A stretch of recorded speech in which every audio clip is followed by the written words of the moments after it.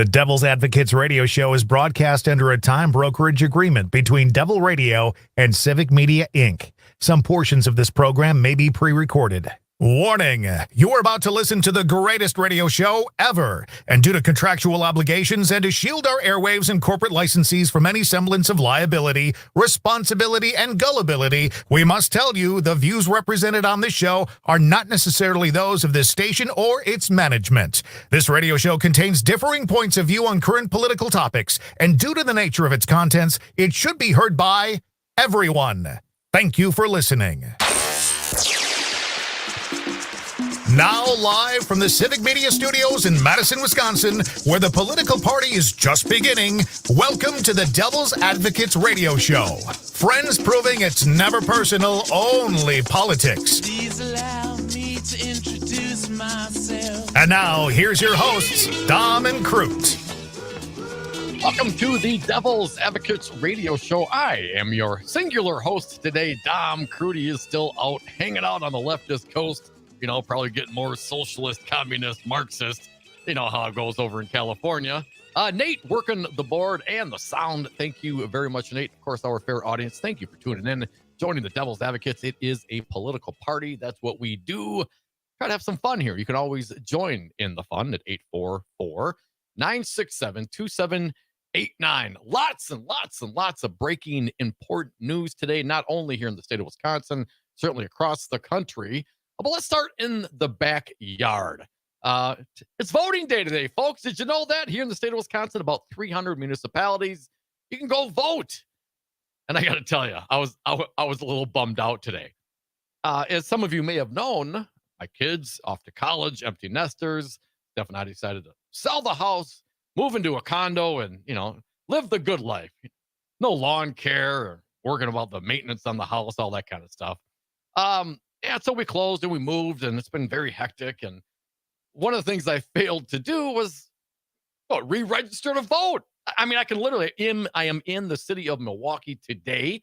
In the city of Milwaukee, there's a primary for the mayoral contest. Cavalier Johnson, I believe my guy, that's who I would vote for.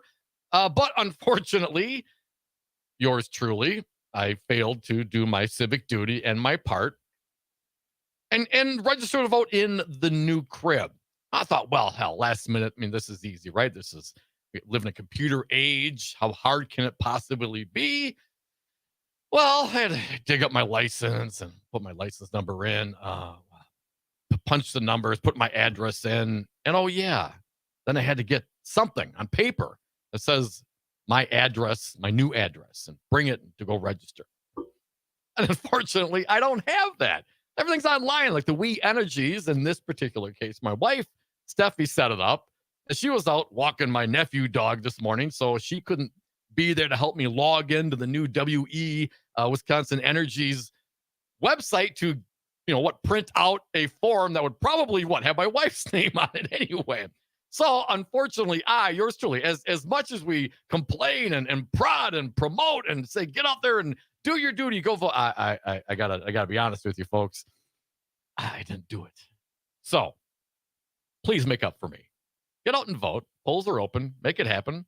It's a primary, about 300 municipalities in the state of Wisconsin out of over 1,800. So not everyone, a minority out there voting, but make it happen. Be involved. Do your part. I'm doing my part to remind you. And if you moved, it might be too late, but you can still go through the process, show up with your utility bill, your license, and you should be good to go. So sorry about that, folks. You know how it goes. Do as I say, not as I do. That's what I tell my kids anyway. I am not a role model.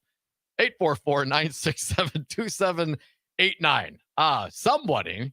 Someone's going to run against Tammy Baldwin. It is official. Eric Hovde, the man who lost one time before to Senator Tammy Baldwin, has decided, and we knew this was coming, he's decided to jump into it again. And we have lots of reporting on this, I believe. We have some from locally, the Milwaukee Journal-Sentinel, our pals over there. Who we got here? It is Jesse Appointed, Lawrence Andrea. They report on this as well. But I was digging around. I'm like, well, National Review, the conservative publication. I figured, well, I haven't used up all my clicks on the free articles yet. What are they saying? What's the right saying? about this candidacy.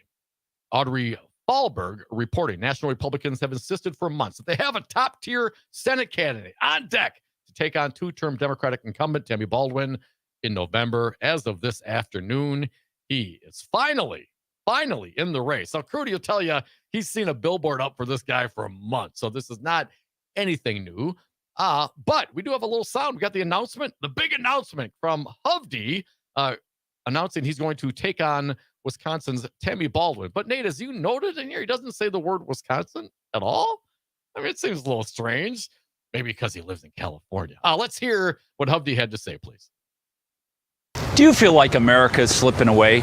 Our country is facing enormous challenges. Our economy, our healthcare, crime, and open borders. Everything is going in the wrong direction. All Washington does is divide us and talk about who's to blame. And nothing gets done. That's not the country I know and love. I'm Eric Hovde. I'm running for the U.S. Senate. And I approve this message because I believe we need to come together and find common sense solutions to restore America. What about Wisconsin, man? Aren't you running in Wisconsin? And, listen, the healthcare and some of the items he listed. Well, what would you do about healthcare? How do you feel about Medicare for all? You down with that, or do you just want to keep sticking it to everybody? National Review goes on to say his announcement comes more than a decade after he ran unsuccessfully for his party's nomination in 2012 against former Republican Governor Tommy Thompson, who then lost to Tammy Baldwin in the general. All right, so he didn't lose to Tammy initially, lost to Tommy, who then lost to Tammy. A lot of tease. This time around, he has a number of experienced Republican operatives at the ready, as National Review noted earlier this month, and is prepared to dip deep into his pockets to fund his campaign. Oh, yeah. That's what we Republicans really, really love about their candidates, is when they come with a checkbook. Should Hovde secure the GOP nomination, he will face an uphill battle against Baldwin. Democrats working to reelect her have spent several months preparing for Hovde's launch and plan to spend the entire cycle characterizing him as an out-of-touch businessman who owns a bank and a multi-million-dollar home in Southern California. That's true.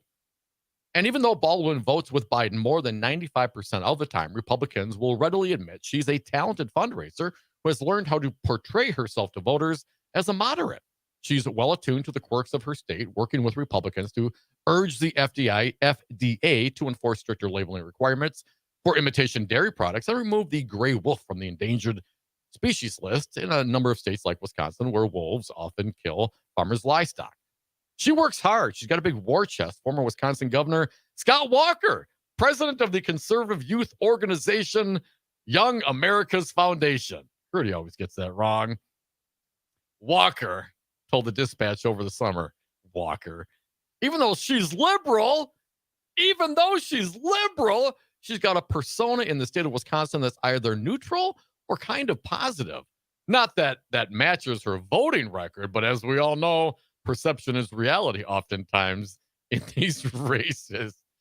Wow. Well, what's the persona of former Governor Scott Walker these days, do you think? Is it neutral or kind of positive? I don't think so. Still, National Review goes on. Republicans insist that Baldwin's poor approval rating in Wisconsin will drag her down. In the past week alone, 4 Republican sources have separately referenced the new Marquette Law School poll of registered voters conducted in late January. Charles was on the show after that, showing Biden and his likely 2024 rival Donald Trump tied and head-to-head in Wisconsin, a state Biden narrowly carried in 2020. The same survey shows Baldwin favorability rating at 42%. Wisconsin GOP Chairman Brian Schimming, radio dog Brian, believes Baldwin is in worse shape than former Democratic Senator Russ Feingold was ahead of his surprising 2010 loss against Republican Ron Johnson than a little-known plastics company executive from Oshkosh, Wisconsin. She can raise money at will. I don't have any illusions about that, Schimming said in an interview of Baldwin's roughly $8 million on hand as of January 1. He goes on to say, but I think there's been a misnomer for a long time that this race is unwinnable, supposedly because of her incumbent strengths. But that is not borne out in the Marquette poll, number 1. He continued, number 2, she's a 95% vote with Joe Biden in a state where Joe Biden, not unlike other states, is in a lot of trouble. Now, national Republicans are hoping that Hovde's deep pockets will put Wisconsin on the map while allowing them to keep their main focus on must-win Democratic-held battlegrounds that Trump carried handily in 2020. Now that West Virginia Democratic Senator Joe Manchin's retirement has put the Mountain State firmly in the red column, outside Republican spending groups are expected to funnel most of their resources into sending Democratic incumbents packing in Ohio and Montana. Their job just got easier this week when Republican Representative Matt Rosendale, Senate Republicans' unsuccessful Montana Senate nominee in 2018, announced he would suspend his bid for U.S. Senate after just 1 week in the race. It's almost like the Republicans are in disarray. Complicating Rosendale's path to the nomination was the decision by Trump just hours after Rosendale's Senate announcement to publicly endorse his then primary opponent, Tim Sheehy. Now back to Hovde. Hovde's hoping he can coast to victory in his state's August primary as other Republicans, namely Franklin businessman Scott Mayer and former Milwaukee County Sheriff David A. Clark Jr., continue to float prospective runs. Mayer told NR, that's the National Review, that's the source of this article, he told National Review last week that the NRSC's decision to rally behind Hovde will have no bearing on whether or not he jumps into the primary. But he also walked back comments he made earlier in the week in an interview with the Milwaukee Journal Sentinel, in which he suggested he's already hired staff for a soon-to-launch campaign. I have people lined up ready to go in the event that I run. I wouldn't hire anyone until I have an actual campaign. Forces in Hovde's orbit have begun to send signals that Mayer ought to think twice before throwing his hat in the ring. A quote from a national Republican strategist. Republicans have lined up tens of millions of dollars to destroy Scott Mayer if he continues down this path. Audrey Fahlberg reporting. So there we go, folks. Consider it on. It is on. Eric Hovde coming with his own bank, coming with the NRSC's bank, coming for your bank. Hell, he has a bank. This guy's got banks in California. He's got a lot of money. He's got lots of resources behind him. Tammy Baldwin got a lot of love from the Devil's Advocates. You'll need a lot of your help as well. These topics. What is he going to bring? When we talk about healthcare, what does that mean about, abortion? Where do you think he's at? Well, you know where he's at. He's just another Republican pushing the Republican talking points. It is going to be a fight. I think it's going to be a battle with those kinds of resources. Joe Biden's, Donald Trump head to head. We'll see what happens. Obviously, Trump has his own headwinds. Not that could maintain the 50-50 split. A real challenge between Trump and Biden here. But Hovde versus Baldwin, it's on. Come back. Your thoughts, 844-967-2789.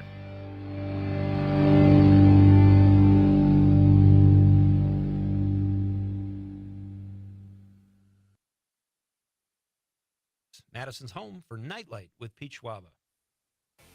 Hi, I'm Mike Crute, and I've signed my share of commercial real estate leases. In Madison, I highly recommend Jeff Jansen from Altus Commercial Real Estate.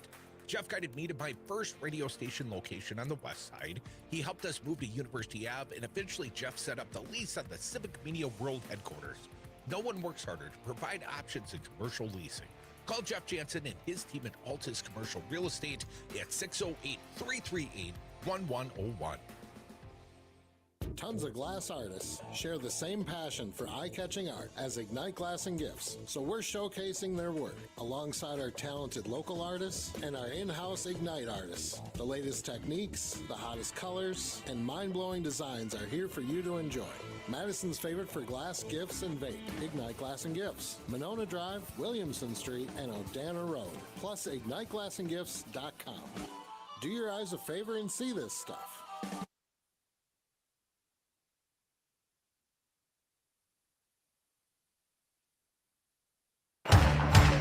I don't know if you know the Devil's Advocates, but the show is kind of a big deal.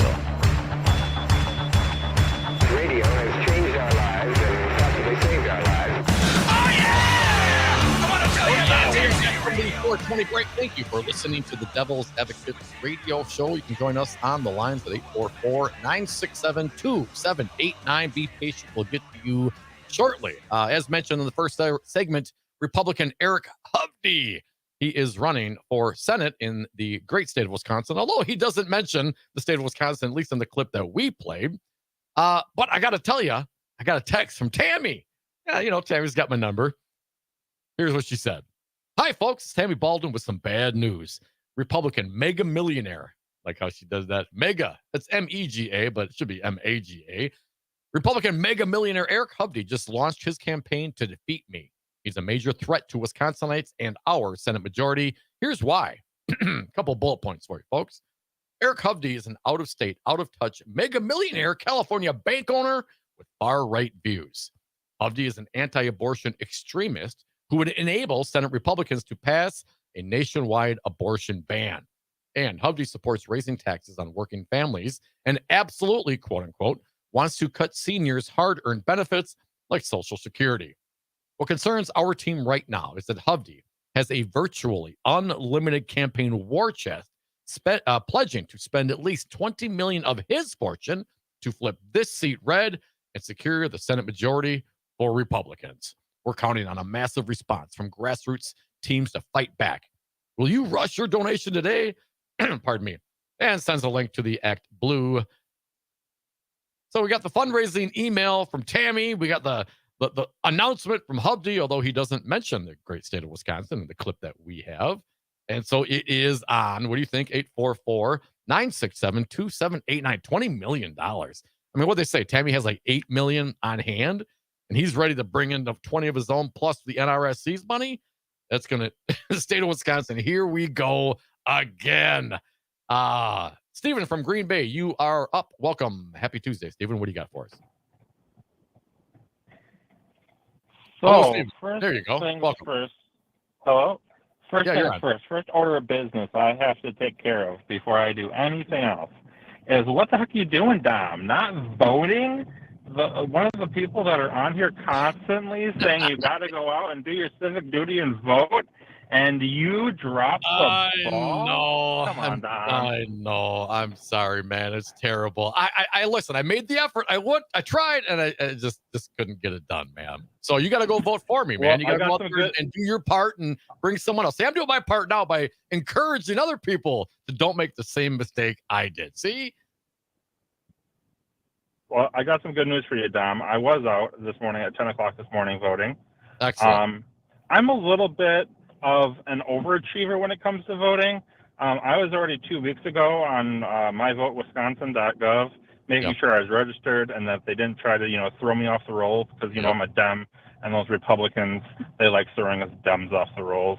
But anyways, with this Eric Hovde thing, really, Republicans? This is the best you can do as a guy from California?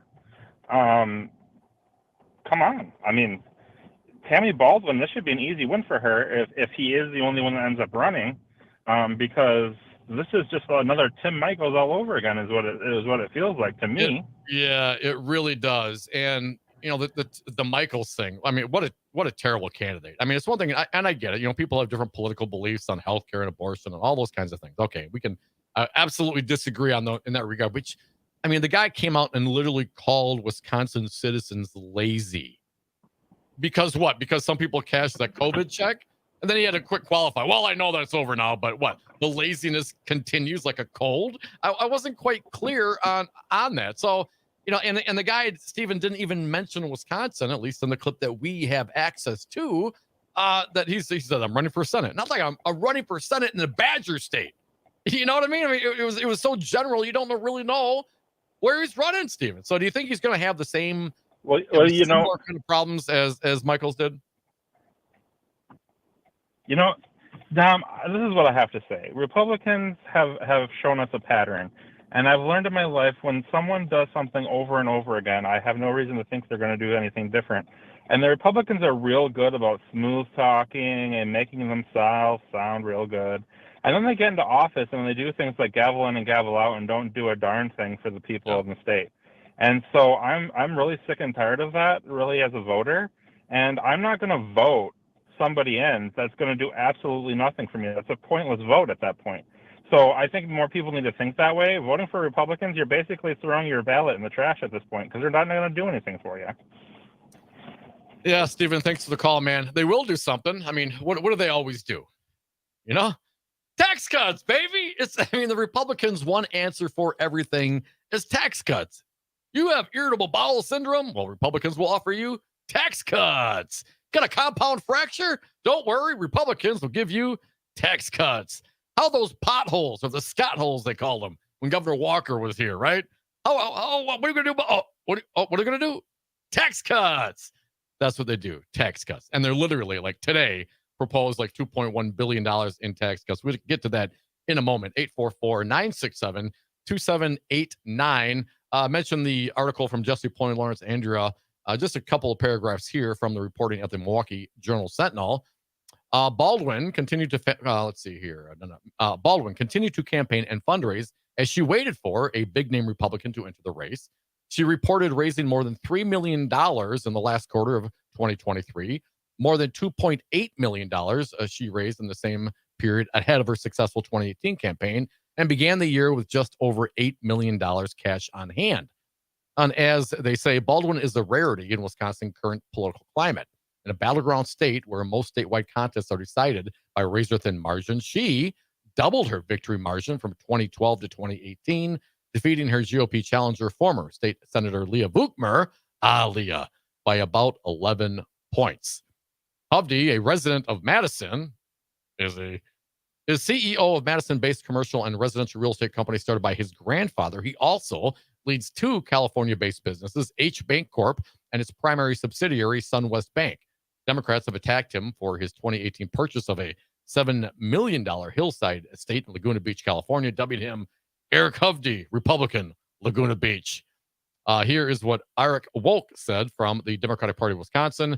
California bank owner Eric Hovde is running for Senate to impose his self-serving agenda, putting ultra-rich people like himself ahead of middle-class Wisconsinites.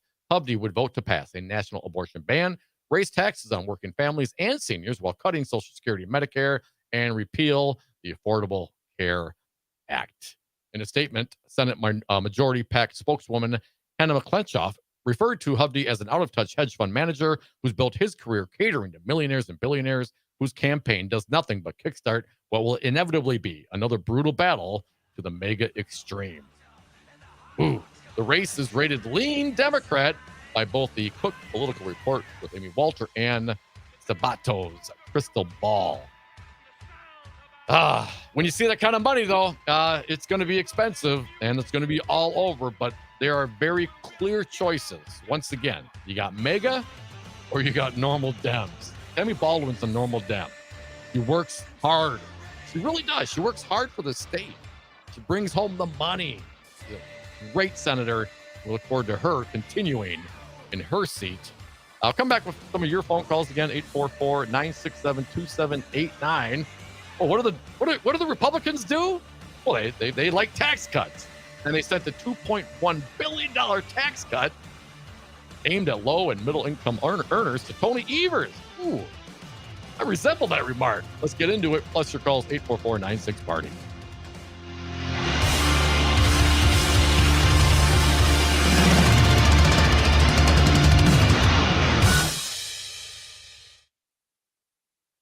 Join us at 10:30 for a round of the good, the bad, and oh, baby, I've got to get one of these. And weather with Brittany Merlot. Don't miss it.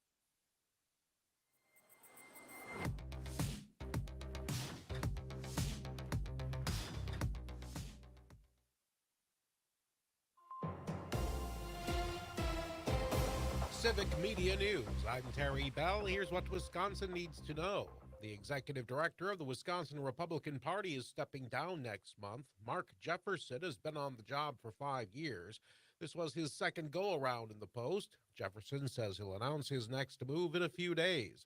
Jefferson's a longtime operative who served in several different roles for Republicans over the years. Critics say Wisconsin's new legislative boundaries have problems. Republican Senator Howard Markline from Spring Green tells Civic Media's Phil Nee that one new Senate district stretches from Richland Center to Madison.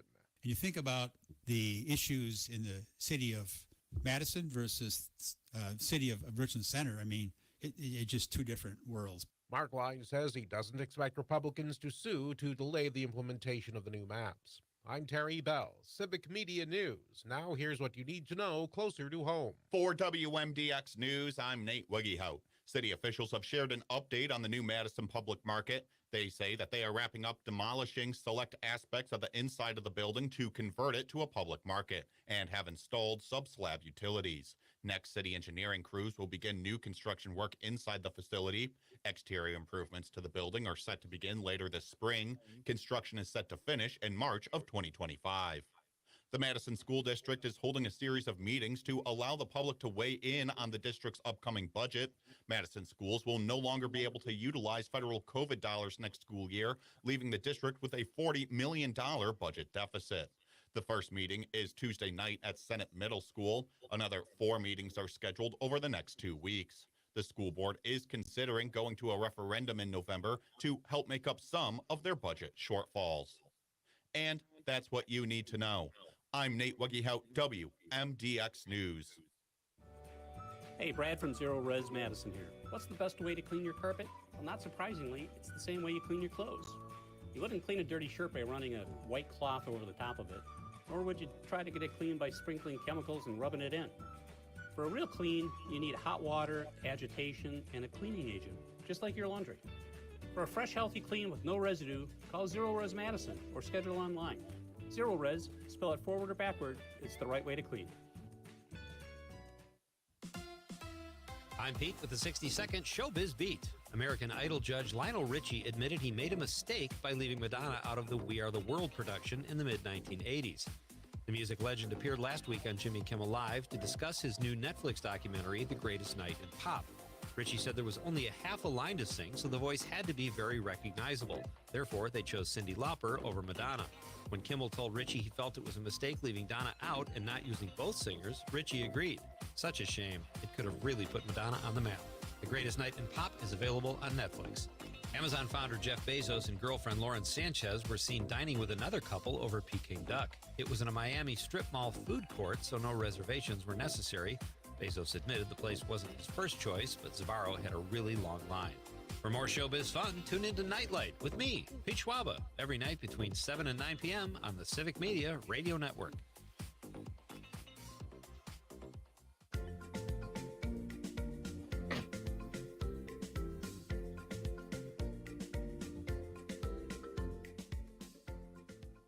I'm meteorologist Mace Michaels. For tonight, a low in the low 30s with a partly cloudy sky. Mostly sunny and even warmer tomorrow, high to the mid-50s. And around 50 degrees with some early clouds Thursday, then sun for the afternoon. Cooling to the upper 30s, but mostly sunny for Friday. It's 55 right now. Every business seeks an advantage, whether it's having the best location, hiring top talent, or spotting trends before they happen.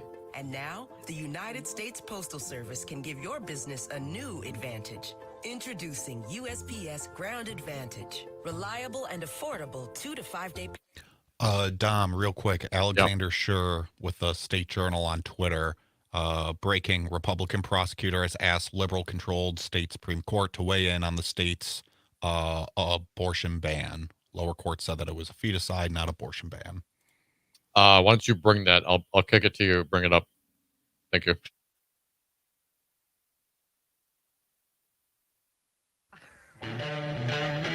I would have gotten away with it, too, if it wasn't for those meddling devil's advocates. Yeah, thank you for listening to the meddling devil's advocates. Join us on the lines at 844-967-2789. Republicans in the state of Wisconsin going to their favorite plan text cuts, but apparently we do have some breaking news out there. Nate bringing it to us. Nate, what do you got for us? Alexander Schur over at the State Journal here, a Republican prosecutor has asked the liberal-controlled Wisconsin Supreme Court to weigh in on the state's 1849 law that was widely interpreted as a near-complete abortion ban. Lower court said that the ban applied to feticide, not abortions. So it looks like that the abortion case is heading to the Supreme Court. Good luck with that, Republican conservative. Is that the guy from Sheboygan? Does it articulate who specifically brought it up, Nate? Yes, it looks like that was Sheboygan District Attorney Joel Ermansky filed the petition earlier today. All right, there we go, folks. Republicans keeping at it. Women, you don't get your rights. They want their religion above your rights.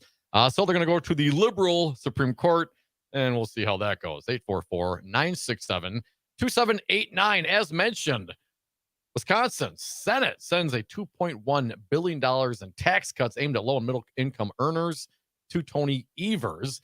4 bills, if signed into law, would significantly expand the state's second lowest tax bracket to include more than 1 million Wisconsin residents earning between $19,000 and $150,000 a year, exempt up to $75,000 of retirees' income, and expand tax credits for married filers and filers with children.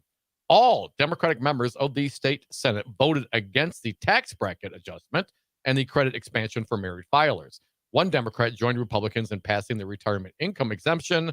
The credit expansion for filers with children passed, with 7 Democrats joining Republicans to pass it. It's unclear whether Evers will sign the bill. In a recent appearance on Wisconsin WISN's Upfront, Evers indicated he might be willing to sign some of the bills into law, but has not answered whether he supports specific proposals within the package. His quote, "I've been through all of them. I'm going to go through them again. I'm sure there's some we'd agree on."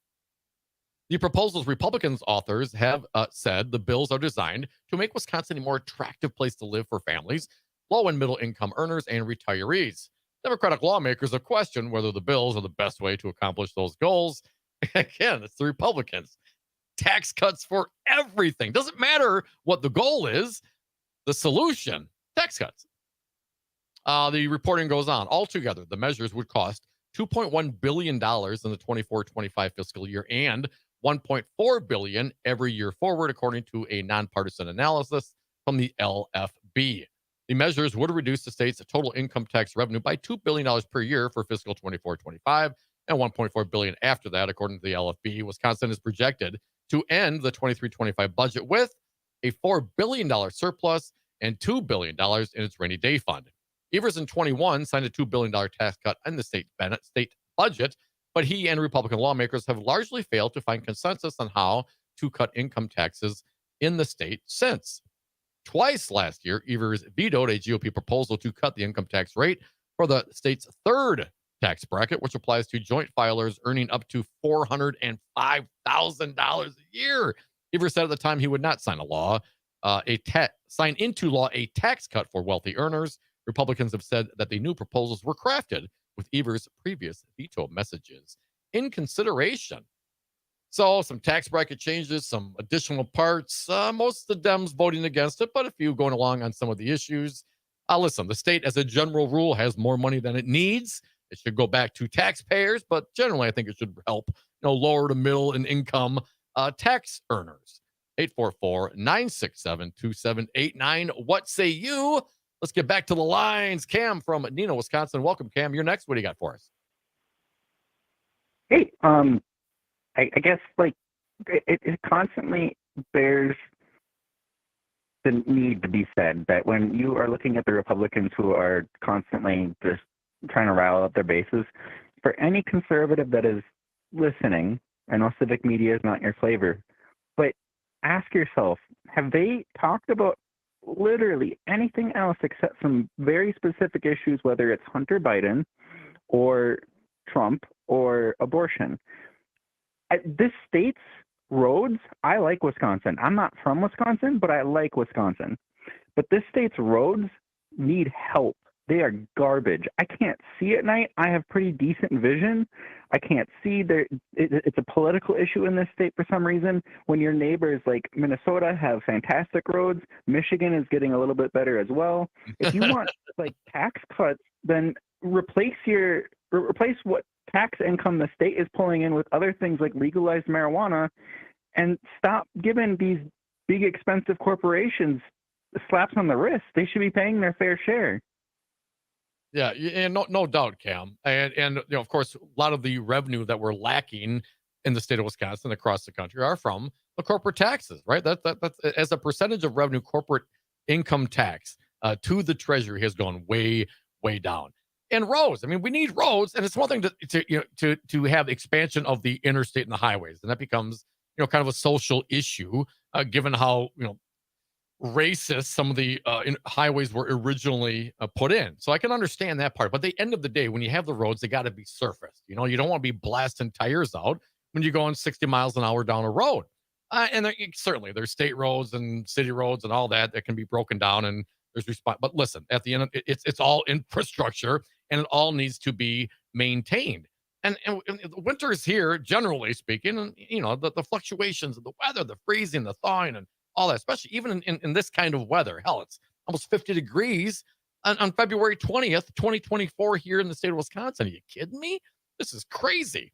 But that it's constantly moving. And some of the potholes, you can almost see them breathing and growing as time goes on. So yeah, using some of the money that we have. Again, I'm not down for a state just overtaxing its population and put money into a bank account. I mean, if we're going to do that, then we should use that money for infrastructure, for the general welfare of the citizenry, right? That's what they say in some important historical document I read somewhere. And then if you're going to have tax cuts, have them targeted to where it will do the most good. Folks on the lower and middle end of the income stratuses, I mean, they spend the money. The money comes in and it goes right out. It circulates through the economy. If you got someone, I'm not saying that if you're a millionaire, you don't deserve to keep some of your money, but most of those folks aren't going to have that money float through the economy over and over again. It's going to go into an investment. It's going to go into a trust. Who knows, right? It's not going to be spent from that checking account to buying goods and services that people need to live as a general rule. So they should be targeted towards the lower. And if the Republicans are trying to do that and Tony Evers evaluates that, then I think it should be something that we should all aspire to. I'm a little concerned that some of the Democrats weren't down for at least some of those issues. Perhaps the tax bracket change was too broad for them. But at the end of the day, there is a surplus and it needs to be given back to the people. 844-967-2789. It just happens to be that this time the Republicans' answer for the question might be right. What do we do for XYZ? Tax cuts. Cindy from Appleton, you're next. Welcome, Cindy. What do you got for us? Well, I would just like to say that I'm thinking this whole abortion thing that the Republicans are bringing forward now is probably some kind of ruse to take attention away from the lawsuit they're about to bring against the fair maps. So you think it's still coming? We were talking to Nate before the show. I'm like, hey man, did Will drop a lawsuit yet? Not yet. We haven't heard yet. So you're still concerned about that, huh? Oh my God. The Republicans, they're up to something. And now that this abortion thing they're going to bring to the liberal court, really, it's just a sideline to get us all distracted so they can sneak in the 11th hour and file their lawsuit. You wait. Mark my words. Oh, you know what? I'm going to prepare for the worst and hope for the best, Cindy. I'm with you. I'm literally waiting almost every day to see if we're right on this. And I hope we're wrong. I don't always want to be right because sometimes when we're right, that has terrible consequences. So hopefully we're wrong. We'll actually get a fair shot, some good maps that will be in place. Again, as Governor Evers said, he will ask the Wisconsin Supreme Court to clarify that these maps can be used for any sort of special election between now and when they're supposed to be implemented in the fall. But we will wait and see. And I'm with you. I mean, what's the point here? I can't imagine that the quote unquote liberal Wisconsin Supreme Court is going to say, oh, now that you've said it, you're right. This is absolutely about abortion, not infanticide, and we're going to rule with you. I just don't see that happening. So yeah, obviously when you hear the sound, don't look towards the sound, look the other way, see what's going on. Thank you for your call. 844-967-2789. Mark from the Sack, you're next. Welcome, sir. What do you got for us? Thanks for taking my call. I see Howard Markley is whining about one of the districts that stretches from Richland Center to Madison. That I was kind of rich considering Howard Markley. This is a few years ago, but as an accountant, I never got my CPA certificate. I did take the courses in college on the whole ethics thing.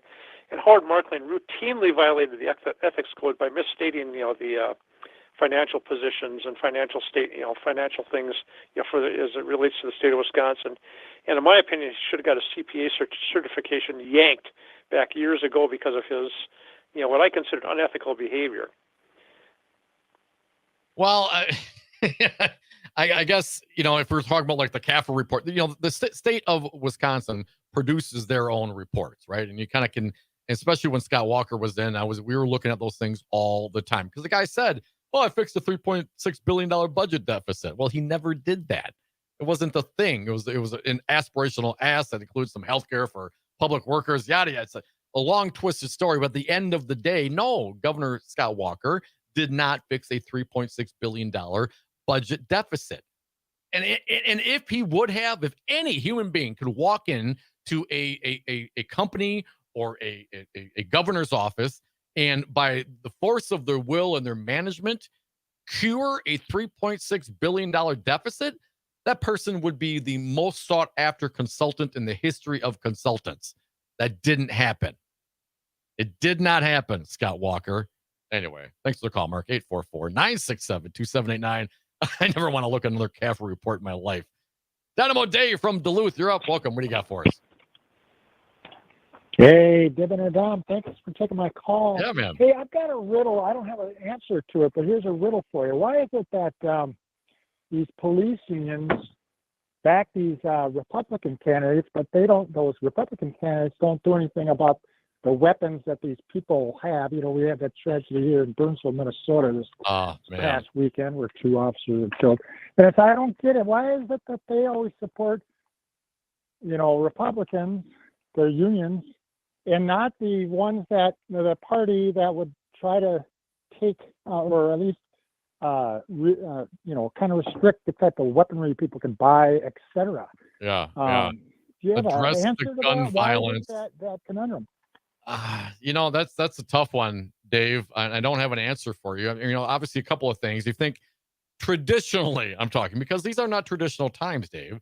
Republicans would consider themselves the law and order party, right? And those, those Democrats, they want to go too easy on the perpetrators of crime. Well, I don't buy that. I think it's not so cut and dry. And to your point, that Burnsville, I had a buddy that grew up in Burnsville, man. As soon as I heard that, a domestic incident, a guy ended up killing 2 cops and an EMT, to my understanding, 3 people dead, and I believe the gunman also dead. A terrible circumstance. Are you kidding me? This is here we go, mass shootings. It was like America's favorite pastime. It's not the NFL. It's mass shootings, and here we go again. You would think, just based on wanting their officers to be safe, to not have weapons of war on the streets. And I'm a gun owner, Dave. But I'm not an AR-15 owner. I got some guns, but I'm not that. Now those are legal. You can get them. You can get them right now, and those things are not for defense. Those are offensive weapons, man. They lay stuff down range. Want a defensive weapon? Get yourself a shotgun. But Dave, there's lots of dynamics in that, but I don't see that the Republican Party can claim the mantle of law and order given who their mega leader is these days. I just don't buy it. And we see the National Rifle Association, the NRA. I mean, what a disaster. Wayne LaPierre is out spilling the beans on other. It was just a grift. It's just terrible. And the foreign money that apparently went into the NRA. I mean, man, I don't know how it gets, Dave. Everything gets a little twisted up, but I would love to see law enforcement, back some gun safety laws in this country. Thanks for the call. Folks, we're the Devil's Advocates coming back for your calls. 844-96-PARTY.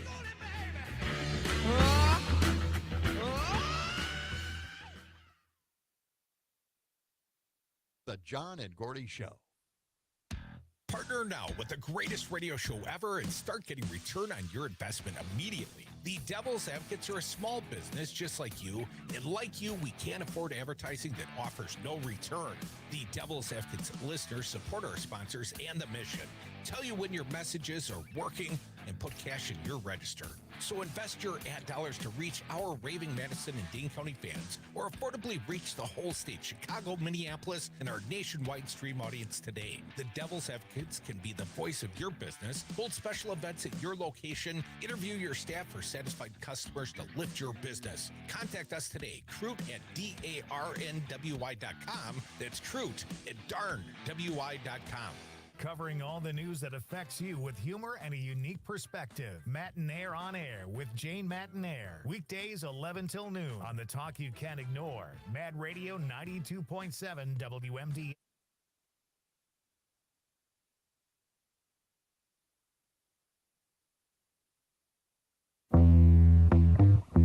Think you know politics? Think again. Welcome to the Devil's Advocates. Thank you for listening listening to the Devil's Advocates radio show. Love it when you join 844-967-2789. That is the political party line. You can join at any time. I want to get this one out there before we move on to the national topics, and there's plenty of those today as well. Isaiah Holmes writing in the Wisconsin Examiner.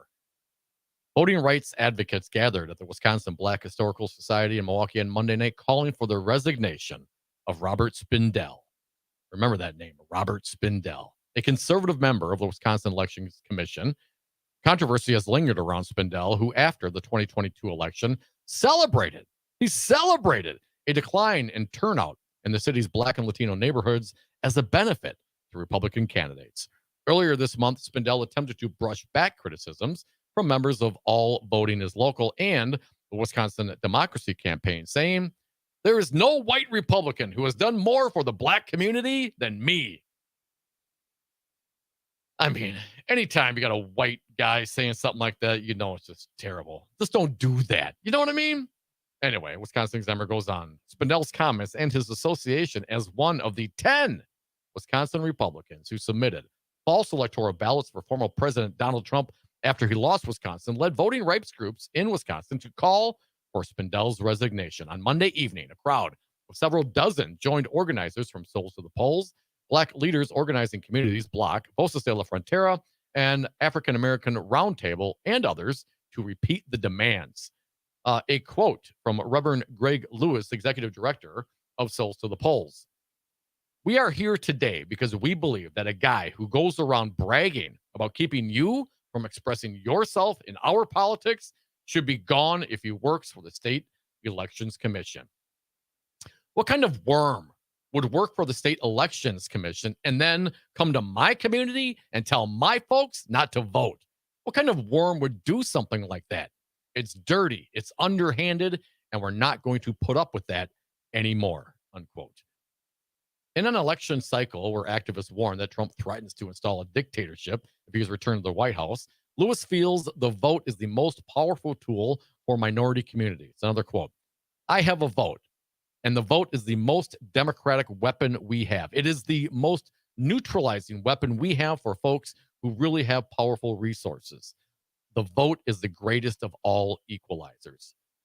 Protecting the integrity of the vote was at the forefront of conversation Monday evening. In December, as part of a settlement agreement, Spindell, remember this, we talked about this briefly yesterday. In December, as part of a settlement agreement, Robert Spindell and the other 9 Trump fake electors, think Andrew Hitt, who was on the 60 Minutes. Didn't see that? Didn't listen to that? Listen to yesterday's podcast.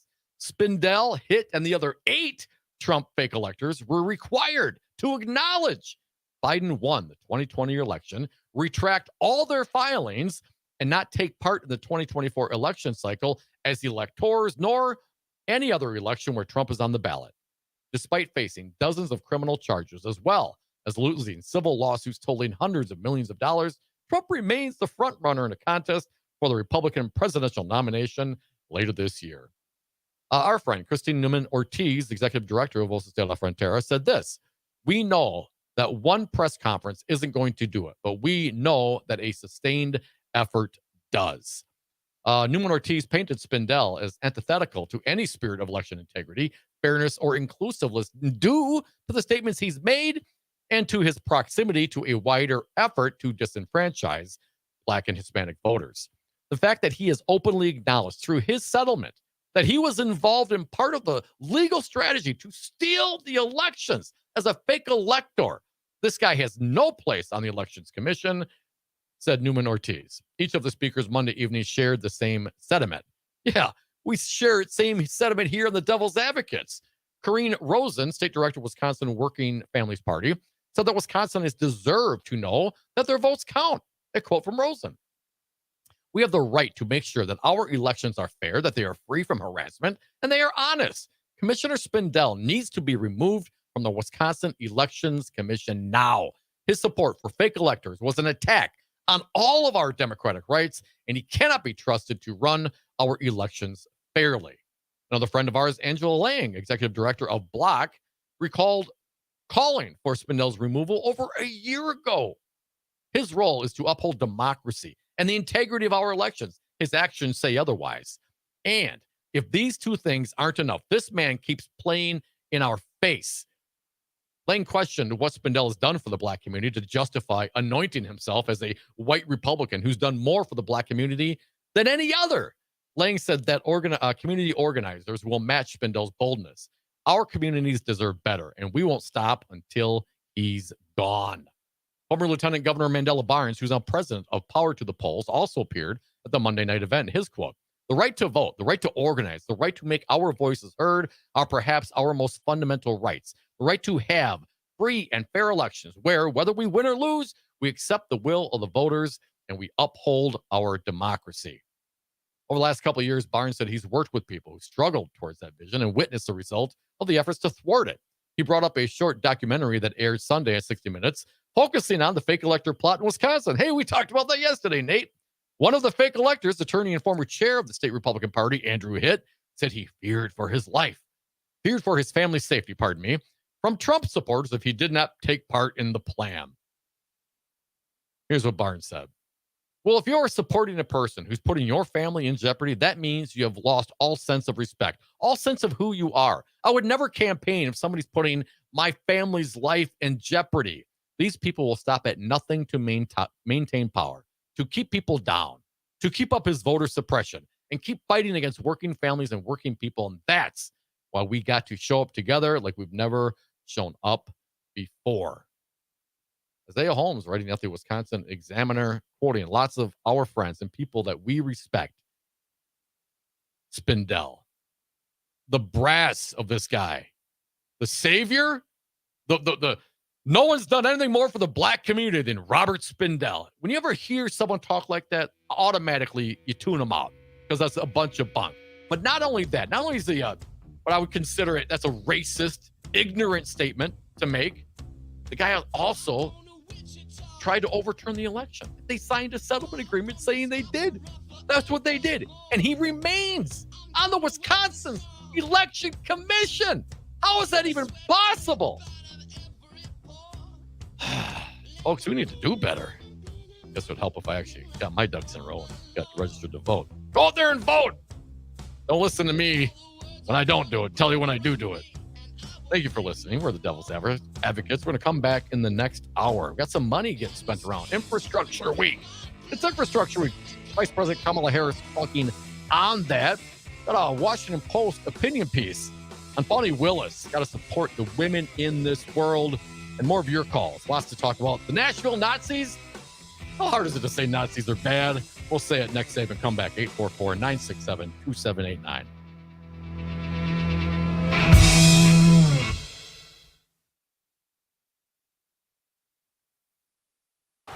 Hanging out at the farmer's market. This is Mad Radio 92.7 WMDX.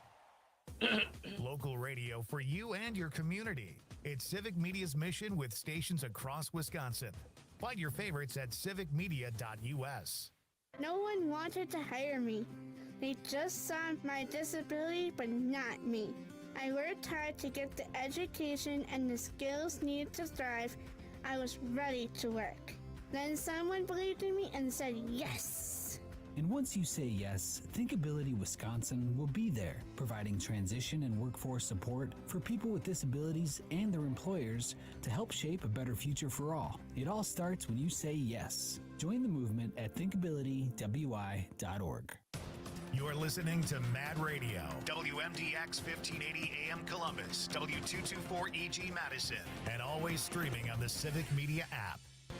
ABC News, I'm Michelle Franzen. After a judge ordered Donald Trump to pay nearly $355 million in the civil fraud trial involving his family business, New York's Attorney General Letitia James, who filed the suit, tells ABC News she's prepared to seize Trump's assets if he doesn't come up with the fine. If average New Yorkers went into a bank and submitted false documents, the government would throw the book at them.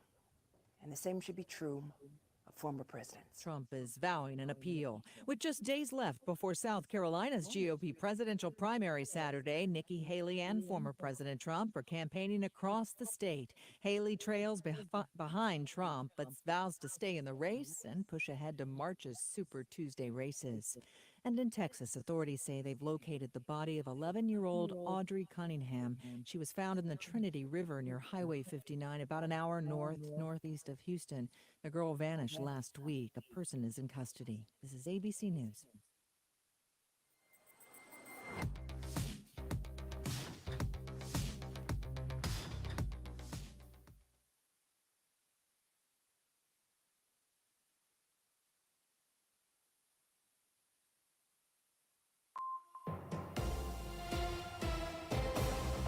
Civic Media News, I'm Terry Bell. Here's what Wisconsin needs to know. Today is spring primary election day. Voters will narrow down races for local offices like school board, county board, and city council. There's a three-way primary for Milwaukee mayor.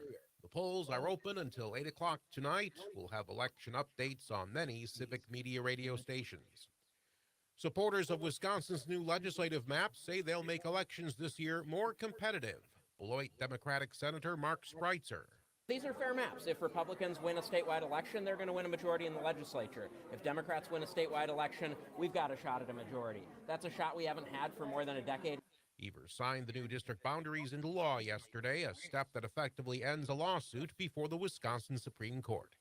I'm Terry Bell, Civic Media News. Now here's what you need to know closer to home. For WMDX News, I'm Nate Wiggyhout. Baristas at two more Madison area Starbucks are filing to join a union. Workers at the Rimrock and Beltline Starbucks in Madison and Monona and Broadway Starbucks in Monona filed petitions with the National Labor Relations Board to hold a union election on Tuesday. If passed, they will join two other unionized Starbucks locations in the Madison area. Baristas at 21 Starbucks locations nationwide all filed to join the Starbucks Workers United Union today. Some Dane County residents have a primary election today. There are two county board seats on the ballot today in District 13 in downtown Madison and District 36 around Cottage Grove.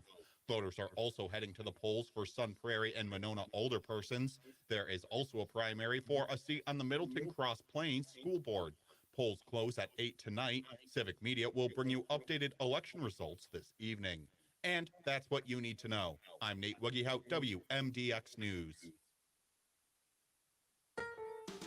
This is Chad Spate for Chad's Design Build. We're proud to employ some of the best carpenters and remodeling professionals in our industry. Are you honest and hardworking? Do you love to improve people's lives by improving their homes? Chad's Design Build offers excellent compensation and benefits focused on outstanding customer service, professional design, construction management, and craftsmanship, all in a nurturing, positive workplace. Whether you're thinking about remodeling your home or considering joining our team, go to chadsdesignbuild.com to learn more.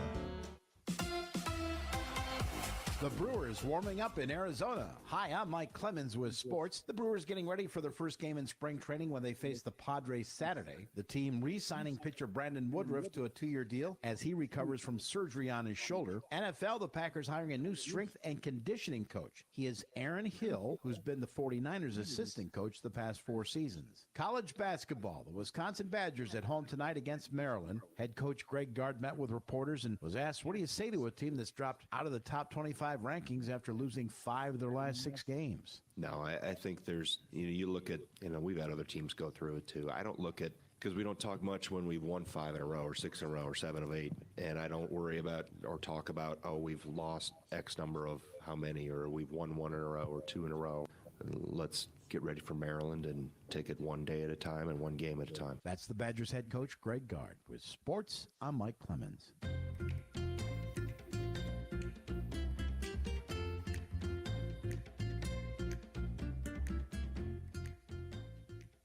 I'm meteorologist Mace Michaels. For tonight, a low in the low 30s with a partly cloudy sky.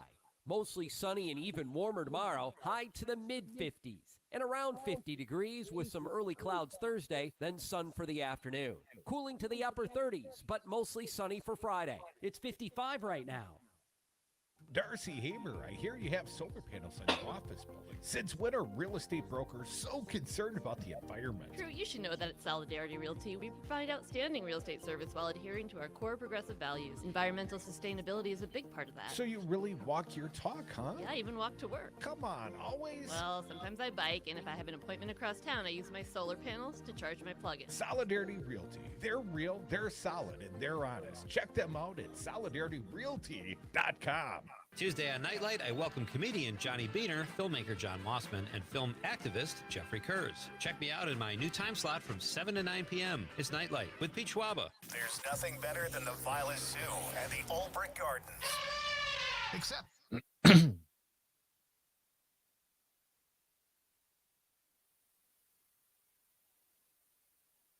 The Devil's Advocates radio show is broadcast under a time brokerage agreement between Devil Radio and Civic Media Inc. Some portions of this program may be pre-recorded. Warning, you are about to listen to the greatest radio show ever. And due to contractual obligations and to shield our airwaves and corporate licensees from any semblance of liability, responsibility, and gullibility, we must tell you the views represented on this show are not necessarily those of this station or its management. This radio show contains differing points of view on current political topics, and due to the nature of its contents, it should be heard by everyone.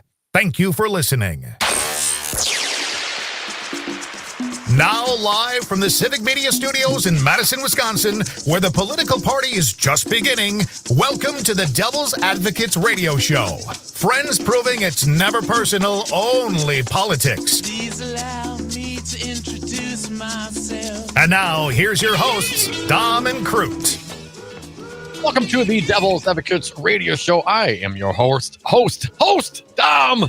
I'm Dom. Crudy's out on the West Coast, getting more commie-like on the California side. You know how the leftist coast is.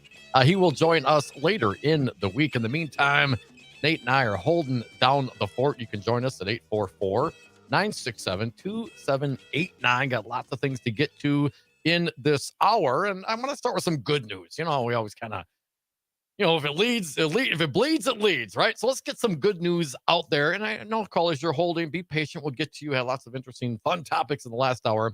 But here's one I want to get to. The good news. Governance. ABC News reporting. Harris announces $5.8 billion for water infrastructure projects. Says clean water is a right. From Washington, the Biden administration announced Tuesday that states will share $5.8 billion in federal funds for water infrastructure projects around the country, paid for by one of its key legislative victories. The new round of funding will help pay for projects nationwide, bringing the total awarded to states for water infrastructure improvements to $22 billion. The money comes from the $1 trillion bipartisan infrastructure law that President Joe Biden signed in 2021. Vice President Kamala Harris, who traveled to Pittsburgh to make the announcement, said everyone in the U.S. should be able to have clean water. Yeah, you think? We do have some sound of the vice president. No folks want to hear more from her. I certainly do. I think she's an amazing woman. Let's hear what the VP had to say regarding driving the job growth. Cut number 70, if you would, please, Nate. Part of the beauty of what we have all done together is these investments will create jobs. Good paying union jobs, jobs for plumbers and pipe fitters and laborers. Yes, jobs, that's a thing. Union jobs, that's an even better thing. Every person nationwide has mentioned, hell, man, we need clean water. It's a right. Cut number 8, please. Every person in America has a right to clean water. And yet today, across our nation, for far too many Americans, that right is under threat. Yeah, it is. Went to Flint, Michigan, the 2016 cycle. I mean, talk about a mess over there. And Milwaukee, in some ways, is worse than Flint. But let's hear what the vice president had to say about the kids and the lead. Cut 9, please. Lead is a poison. It stunts growth. It causes damage to the brain. It affects a child's ability to learn. Yeah, not good. You think that we wouldn't want pipes with lead in them? I mean, call me crazy here, but I think that's something we should, put our money towards replacing pipes that harm children. One more from the vice president announcing this. Billions of dollars. Cut number 10. Let's think about what has been happening in the South, where even moderate flooding can overwhelm sewage systems and contaminate drinking water. Yeah, I mean, it is not great. A little bit more from the reporting at ABC News. Harris said more than $200 million of the new federal funding will go to Pennsylvania, where she announced this today. one of several states that will help determine whether Biden is reelected in November. The money will go towards replacing lead pipes and aging water mains and storm drains. She said the infrastructure law includes over $50 billion to upgrade America's water infrastructure and is touted by the Biden administration as the largest investment in clean water in U.S. history. The White House said Tuesday's announcement includes $3.2 billion for what's known as the Drinking Water State Revolving Fund that can be used for upgrades to water treatment plants, water distribution and piping systems, and lead pipe replacement. Also includes $1 billion for 7 major rural water projects and $1 billion to support Great Lakes drinking water projects. Investment, clean water. I mean, these are things, these are no-brainers. This is the low-hanging fruit. And the fact that we're actually doing it, it's a bipartisan bill. And we're investing in infrastructure. That's great news all the way around. Doesn't matter if you're Republican, doesn't matter if you're Democrat, whether or not you like Kamala Harris. You know, none of our kids should be drinking out of lead-based pipes, man. I mean, this is pretty basic. So that's the good news. I'm happy that we're going through that today. Well done. Self-governance, 844-967-2789. Don't worry. We'll go talk about the Nazis later. Let's get to the lines. In the meantime, thank you for calling 844-96-PARTY. Al from Milwaukee, you're our next. Welcome, Al. What do you got for us? Hey, Dom. Hey, Al. When you were talking about Spindale, hello? Yes, go ahead. Can you hear me? I can. No, when you were talking about Spindale, you said he's on the state election commission? Yes, the Wisconsin Elections Commission. Yes. Why can't the governor remove him and anybody else who were violated the election and have criminal charges going against them? The governor should have the right to remove those people. I'm with you, Al. I believe they're appointed, and there's a certain apportionment of appointees. There's 6, I believe, on the Wisconsin Elections Commission, 3 Republicans and 3 Democrats, and they're appointed by different folks. Now, my understanding, he could be removed, but I think the Republicans would have to do that. And it is, Robert Spindale is one of the 10 false electors here in the state of Wisconsin. He is on the Wisconsin Elections Commission. He said more recently, in the last month or two, that no one's done more for the black community. No white man has done more for the black community than Robert Spindale. Of course, this is after he bragged about 20 or 30,000 less people voting in the last election. He was proud of that. That was good news for him. They love it when they can suppress the vote and get their guy, in this case, Ron Johnson, to win. I mean, when Mandela Barnes, and he was speaking at this event last night as well as Block, as well as Voces de la Frontera, folks that are invested in their communities, and these communities of black and brown color, that a guy like Robert Spindale mocks, because he is not the great white hope for the black and brown community, Spindale. In fact, your actions helped to suppress the vote in those communities. You bragged about it. Then you engaged in a nationwide conspiracy, as articulated in the 60 Minutes interview with Andrew Hitt yesterday. Now, you were brought up, but you were one of those 10, Mr. Spindale, and yet you remain on the Wisconsin Elections Commission. Al, I mean, there's got to be some shame, but if you don't have any shame, I don't know what to say about the Republicans. How is this okay? I mean, you could stick any other Republican in there. You know what I mean? If you keep the guy in there, aren't you in some sense, in some way, condoning his actions?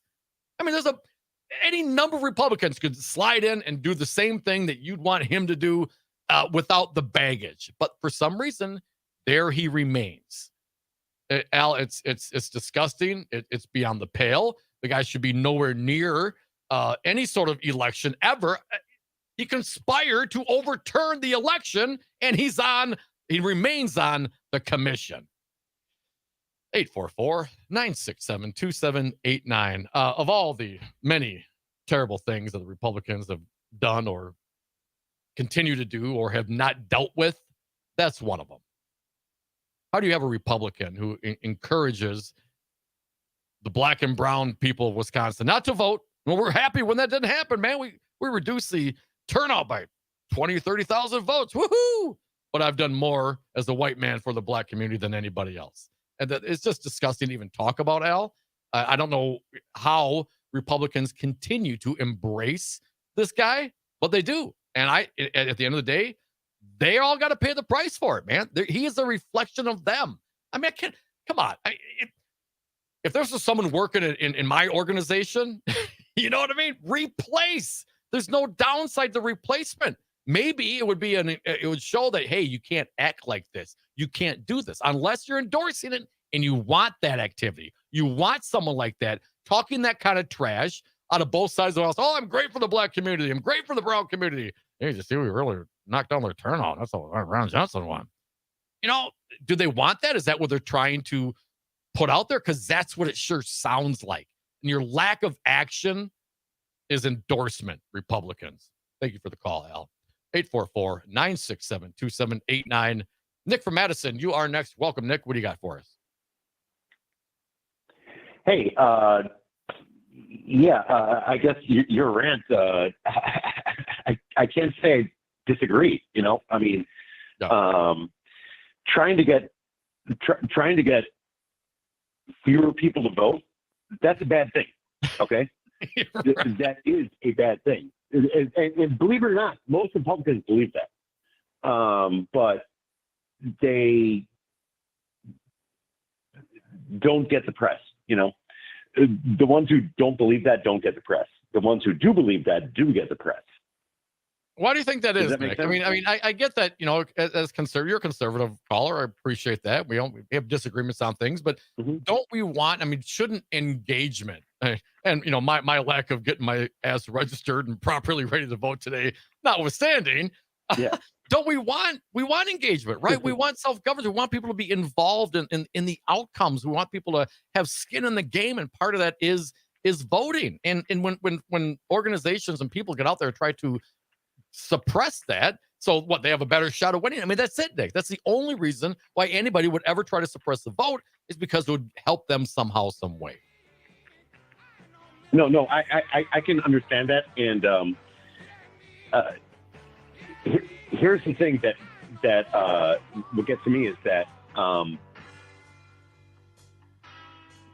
Democrats, it seems like they want to go for low information voters. Just vote. Just vote. Just vote D. You know, who cares what the you know, what it is, you know? Well, Nick, I'm sorry. We're going to have to cut you short. We're going to head to a break, but I'm not sure that that's the case. We want people to vote. I mean, there are low information voters I mean, there's just low information people. That's just going to happen. If you're listening to this show, if you're listening to this Civic Media Network, you're not one of them. You're at least getting some information you can take to the bank. Well, there's lots of people that just go through it and pull the lever as they're told. I think that goes on all sides. But I'm with you, Nick. I think everyone should be informed. That's why we encourage everyone to listen to the Devil's Advocates. Coming back to your calls, 844-96-PARTY.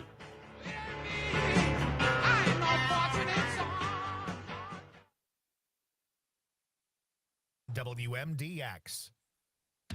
Partner now with the greatest radio show ever and start getting return on your investment immediately. The Devil's Advocates are a small business just like you, and like you, we can't afford advertising that offers no return.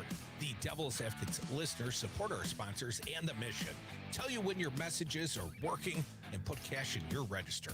So invest your ad dollars to reach our raving Madison and Dane County fans, or affordably reach the whole state, Chicago, Minneapolis, and our nationwide stream audience today. The Devil's Advocates can be the voice of your business, hold special events at your location, interview your staff for satisfied customers to lift your business. Contact us today, Crute at darnwy.com. That's Crute at darnwy.com.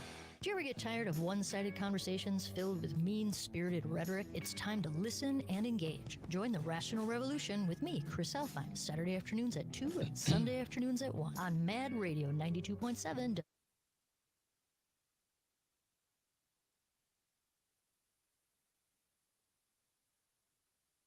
The Devil's Advocates know how to kick ass and chew bubblegum, and we're all out of bubblegum. Devil's Advocates Radio Show. Your calls welcome at 844-967-2789. Going back to them. Jack from the Mac, you are next. Welcome, Jack. What do you got for us? One moment, please. Let me try and get you off of speakerphone. You're not putting me on hold, are you, Jack? Well, come on, man. If I hear hold music, I'm hanging up, just so you know. Okay, can you hear me? All right. Yeah, man, you're up. All right. The first thing, thanks for taking the call. And the first thing I want to say is that this so-called tax break, that it's actually going to result in a structural deficit pretty soon. And of course, the Republicans know this. Their whole idea is to make the government not work and then blame the Democrats. The best way, I think, to use that surplus would be to use it to support daycare, because that would get more people actually working. But of course, that's they're not interested in that. And the other way to use it would be to actually, instead of giving a welfare check of $3,000 per student to people that are doing the so-called voucher program, going to other than the public schools, actually, and saying, yeah, public schools, you want more money? Sure, you can get 10% of that if you vote to raise your own taxes. Well, if they put that into the public schools, of course, that would be a huge tax break for the middle class. So that's where they should really be putting that money, and instead of setting up a structural deficit. As far as any challenge to Tammy Baldwin, we got another carpetbagger, just like Michaels, that's trying to buy an election. And that's pretty disgusting. Unfortunately, in the current climate, it is possible. And not only that, it's even legal now, thanks to the legislature, for people like that to coordinate with the dark money groups. At least that's from what I Yep. Yeah. that they changed the law to keep Walker from getting prosecuted for it. Jack, you've been listening a long time. We appreciate it, man. A lot there. If you weren't listening in the first segment or first hour, and why weren't you? We start at 4 o'clock Central here, folks. Senate, the state of Wisconsin Republicans have put forth a $2.1 billion tax cut. We have I guess projected about a $4 billion surplus this year. It was at 1.7 or 8, down to about 4. And Governor Evers has, signaled some willingness to do something. We'll see how he addresses this particular stack of bills. Received little to moderate Democratic support prior to passing. So the structural deficit thing, no, I get that kind of thing. And we heard from the former Governor Scott Walker, as I mentioned earlier. We got $3.6 billion budget deficit, and then they'll use the language. Doesn't matter if it's true or not. And this is what really grinds me. It doesn't matter if it's true or not. Governor Walker, when he was governor, did not fix a $3.6 billion budget deficit. Those things that's not accurate, did not happen. You can look at the state financial statements, the CAFR reports. We have cash accounting and accrual accounting. They break it down. You can look at it. Nowhere in those reports during Governor Walker's administration was there a $3.6 billion fix. Now we fast forward to today. We have, as mentioned, a surplus, and it should go to something. Should go back to the people. Healthcare is one of them. Childcare, another one. And on top of all this, Jack, to your point, we always talk about the expense side. Oh, we can't afford this. We won't afford that. Yada yada. Right? You always talk about the expense. The other side of the ledger is the revenue. And the revenue, as it stands right now, well, we're bringing in more than we need, hence the surplus. But there's also replacement revenue. There's also revenue that we're not taking in. They call it opportunity cost. I think they taught me in school. What's the opportunity cost of not expanding the ACA, not expanding Medicare, Medicaid? Billions of dollars a year.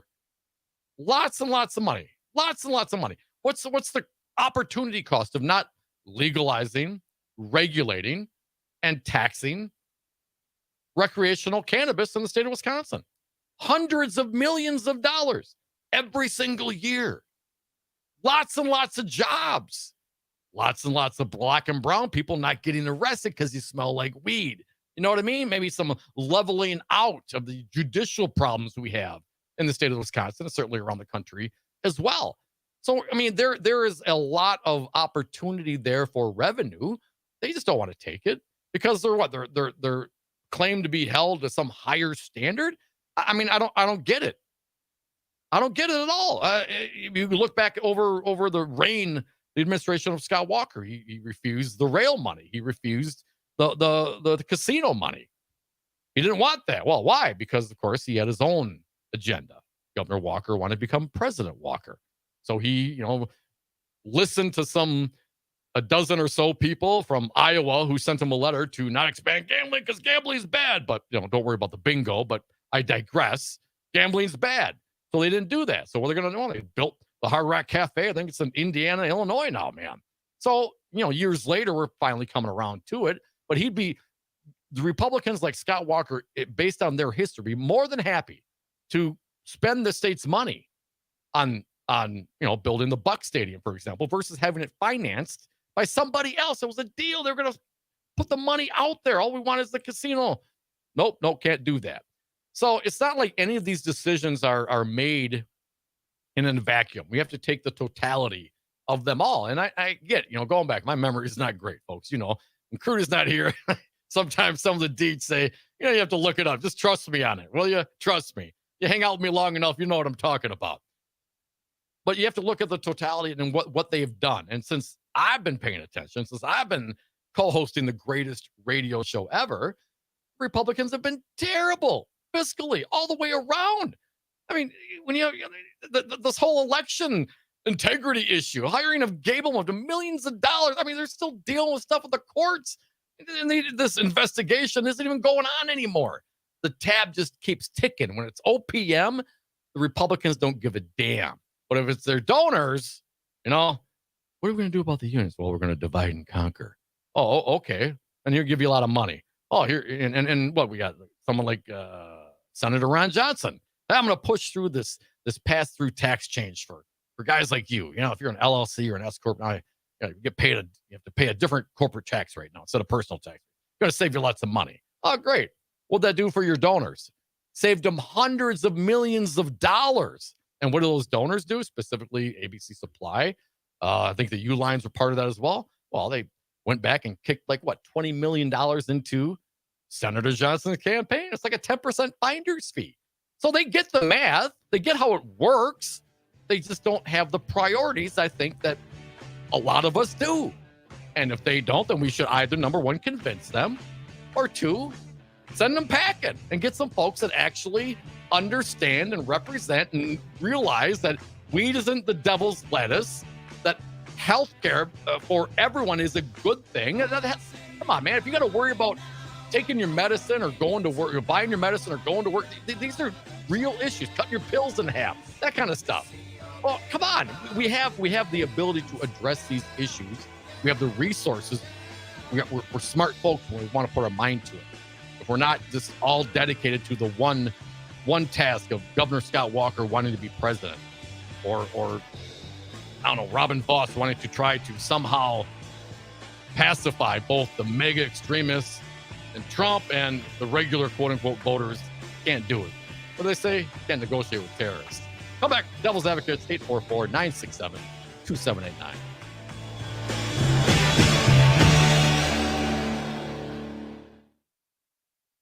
Conversations and a whole lot of fun. It's all on your local Civic Media radio station or the Civic Media app.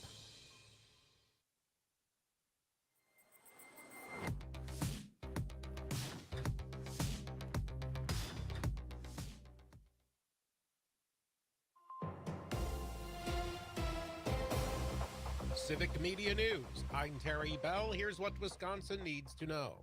Republican Eric Hovde is officially in the race for U.S. Senate. Republicans now have a well-funded challenger to incumbent Democrat Tammy Baldwin in a crucial battleground race that could decide control of the Senate. Hovde is a multimillionaire who owns a Madison-based real estate company and several banking companies on the West Coast. Now that Wisconsin has new legislative district boundaries, Republicans say they're eager to look ahead.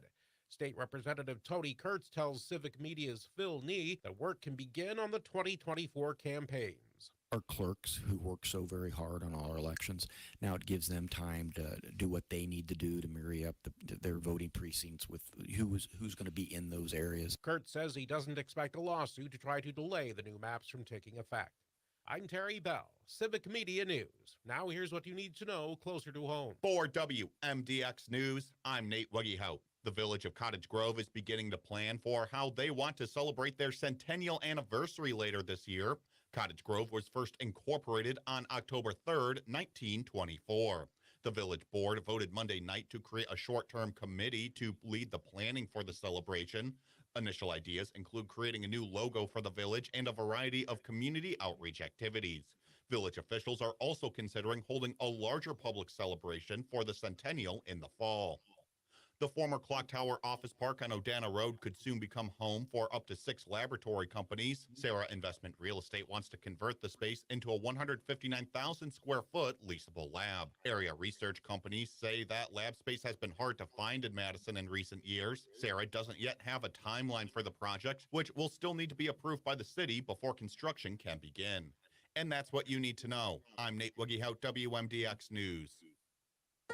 This is Chad Spate. Sometimes I'm overwhelmed by the hatred and misinformation that consumes our world, but I also know that we cannot build a house of justice and inclusion on a foundation of hatred and lies. We have to practice what we preach. At Chad's Design Build, we confront injustice the same way we confront a poorly built home, with love, compassion, intelligence, and persistence. We engage our community the way we engage our clients, with honesty and humility and the dogged determination that we can do better. Chad's Design Build, remodeling done well with love. I'm Pete with the 60-second Showbiz Beat. Pop and R&B star Usher revealed last week that he beat out Justin Timberlake in a bidding war to sign Justin Bieber in 2008. The New York Post reports that Usher says he knew Bieber was going to be a big star. Timberlake later revealed that he was actually relieved it didn't work out because he thought Justin Bieber was Miley Cyrus. Seriously, they could be twins. HBO host John Oliver made Supreme Court Justice Clarence Thomas an offer he will probably refuse. The Huffington Post reports that the host of Last Week Tonight offered Thomas $1 million a year and a $2.5 million luxury coach if he leaves the Supreme Court. The justice has a reputation of accepting lavish gifts from wealthy donors without reporting them. Oliver says Thomas has 30 days to accept his offer. For more showbiz fun, tune in to Nightlight with me, Pete Schwaba, every night between 7 and 9 p.m. on the Civic Media Radio Network.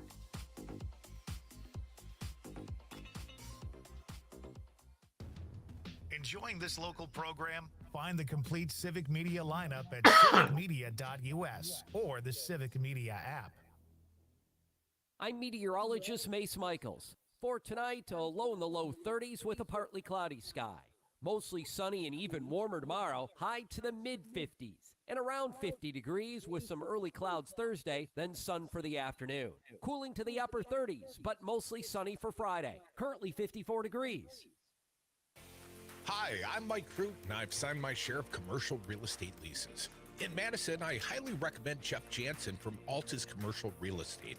Jeff guided me to my first radio station location on the west side. He helped us move to University Ave, and eventually Jeff set up the lease at the Civic Media World headquarters.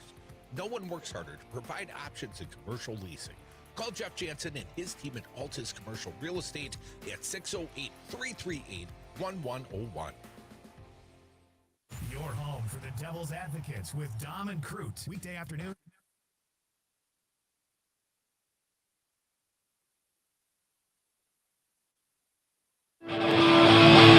You're listening to the radio show your mother warned you about. The Devil's Advocates. Thank you for listening to the Devil's Advocates radio show. You can give us a call, join the conversation at 844-967-2789. You can, do the manual dial thing, or you can just download the Civic Media app. It's super cool. It gives you all the stations. All you do is click a button. It'll text automatically. It'll call. Oh, I should check those texts. Crute usually checks the text. He's not here. He'll be back Thursday or Friday, but I swear I'll get to him. And your calls as well, 844-967-2789. I see you callers holding. Be patient. Want to throw this out there. I'm sorry, Nate, going to need your help on this one. You brought the sound to me, New York Attorney General Tish James. She's ready to seize former President Donald Trump iconic New York City buildings. If you can't come up with the cash, you pay the fine. Oh, don't do the crime if you can't do the time. We have some sound of the AG. Let's hear it, if you would, please. Nate, let's play the first one. If average New Yorkers went into a bank and submitted false documents, the government would throw the book at them. And the same should be true of former presidents. And the same is true of former presidents because they are former. And if a sitting president were to lie on their mortgage application, they should absolutely also be prosecuted. You know, the OLC, I don't buy that. That's never been tested that you can't prosecute a sitting president. But these are new times now. Donald Trump's shown us the way. We need to be able to bring the hammer down on the criminals if they're going to be criming while they're on our dime. But I don't know why this is so difficult. Why folks, this is just a witch hunt and all that. I mean, okay, so you believe what the guy says, sure. But think about this practically in your own existence. If you were to, and I just went through this, then we'll know. Steph and I, downsizing, empty nesters, moving out of the house. Dom's not great at cutting the lawn. You know what I mean? I mean, if it's green, it's grass, even if it ain't.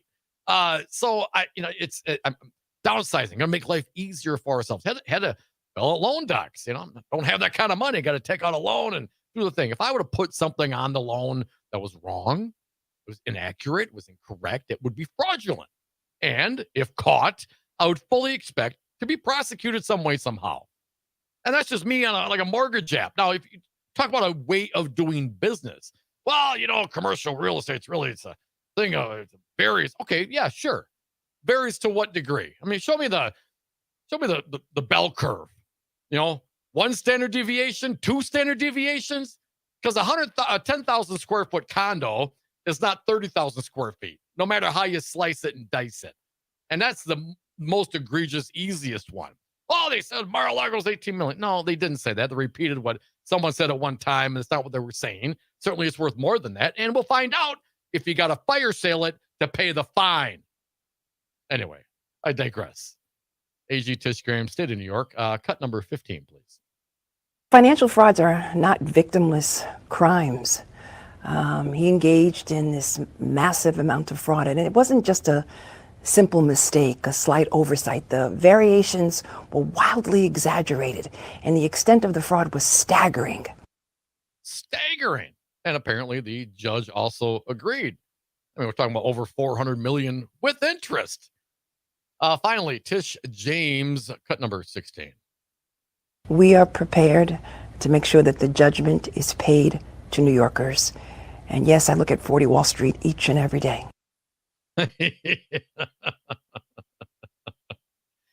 Oh, man. And, the guy did it to himself. I mean, it's not, that's the whole thing. This isn't, again, state of New York, folks. Let's separate out. I know a lot of the Trumpsters and megas out there think that somehow, some way, Barack Obama is pulling the strings. Well, maybe he is because she's black too. Is that what you're thinking, folks? No, state of New York is different than the federal government, right? You understand that, right? These are different cases. They're different jurisdictions. Things are different. Barack Obama.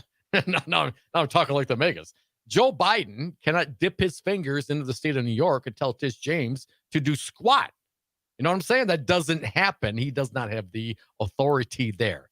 So for all the megas to conflate these, this is a witch hunt, and this is all Joe Biden's doing. Come on. That doesn't make sense practically, literally, in any way, shape, or form. That's just not accurate. It's just not the way it was. Number 2, these very specific crimes, I mean, they're easy because you can see the paperwork trail. You know what I mean? Oh, this is 10,000 square feet over here. Oh, it's 30,000 square feet over here. Well, which is it? Well, it's 10,000 square feet. Okay. So there's an actuality, at least on that portion. Well, I get it. Demand goes up and down, circumstances, the economy. I've sold a few properties in my life. And usually, I swear to God, with the exception of this particular, close in a couple of weeks in the house that we were in and moving to the condo that we're not in. Now, I've got my ass handed to me on real estate. Because why? I ended up selling at a low market. I mean, peaks and valleys. It sucks.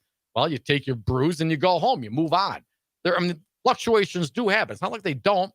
I was a licensed commercial real estate broker for a time. I understand the nuances of these kinds of estimations. But that's not what this was. This was a specific effort to defraud, to lower the valuations when it served their purposes, and to increase the valuations when it served their purposes on the same thing. So if you got caught, you got caught. Too bad. Now pony up, pay the fine, and move on if you can. And if not, apparently Tish James, She's looking at 40 Wall Street each and every day. 844-967-2789. Ben from Illinois. Welcome, Ben. What do you got for us? Hi, Dom. A long-time listener, first-time caller to the Thank you, greatest radio show ever. Appreciate it. I first want to appreciate that your guys' call last week with conservative Lou was the funniest call I've ever heard on the Devils. But beyond that, I wanted to know if you want to put it up for discussion, what people's thoughts are on the Ezra Klein. It was like an op-ed in podcast form in the New York Times last week that about the possibility of replacing Biden if it's cognitively they realize that this is not the best way to go, and the response has been so defensive, it's unnecessary. If people actually read the article, he's coming from a totally rational place. We should be doing everything in our power. We just learned from the Ruth Bader Ginsburg episode where she didn't step down when Obama could replace her, and it directly led to Roe being overturned. So, I mean, we have a analogous tragedy or misstep. Yeah, recently. certainly. Yeah, if she would have stepped down, she'd have been able to be replaced and by Obama, and then we wouldn't have the situation. No, I totally get that. I didn't watch the podcast. I don't listen to the radio, Ben. So what was the position of Ezra Klein specifically?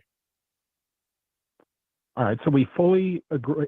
He fully lays out that we're supportive of Obama. Again, making the same mistake you just did. Be careful, man. Megan's listening.